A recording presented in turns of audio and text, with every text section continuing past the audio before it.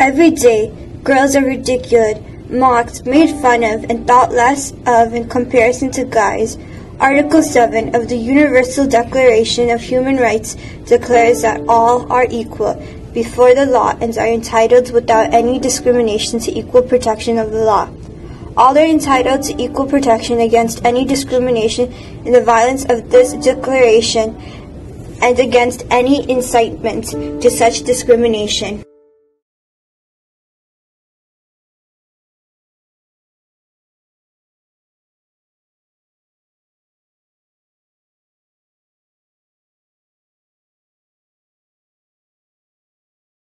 When it comes to girls' rights, it's key to understand that all around the world, millions of girls are being denied access to their basic rights simply because they're girls. And we need to understand that girls face separate barriers and obstacles just because they're girls. So they need to be recognized as a specific group within the larger category when we often talk about women's rights. So one big achievement this year was having the first ever International Day of the Girl, and this was declared by the United Nations back in December and celebrated for the first time on October 11th, 2012.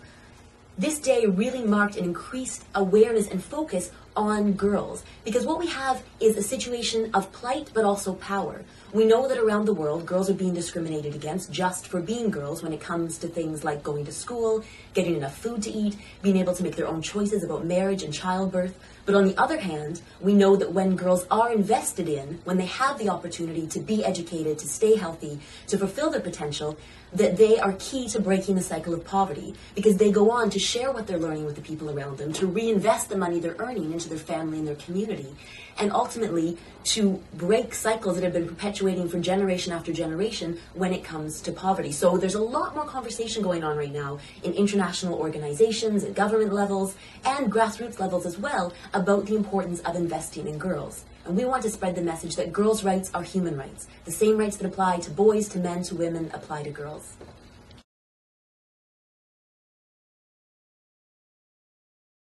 We know that in many societies, women's role, and therefore girls' role, has really been about the household, about looking after the children, cooking and cleaning, and those are important roles to play. But if you are limiting the scope of what a girl or woman can do to that very small sphere, then you're not allowing them equality of opportunity.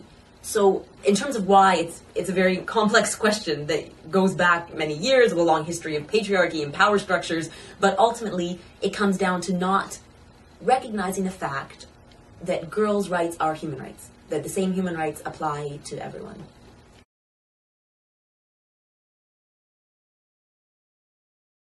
Well, I think a big part of it is the way that we see girls and women represented in media primarily. We know that a lot of a girl's sense of self-esteem comes from the portrayals that she's seen around her about what it should mean to be a girl, what she should look like, what she should act like, what she should be interested in.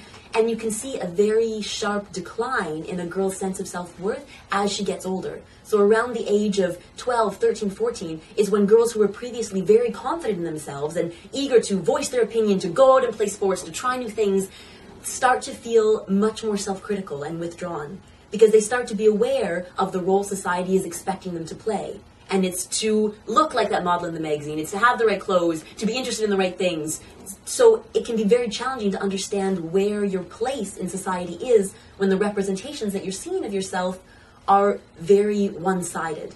So I think the more that girls can be exposed to different experiences of being female, and the more they can be educated about their rights and the importance of voicing their own opinions, and given the tools to do that in a supportive environment where the boys and men are alongside as supporters, as allies, then that is really what will help us challenge some of the discrimination that girls are facing in our own society. What do you think? Equality exists for both sex, men and women, boys and girls. Not all girls are provided with the necessities that we have.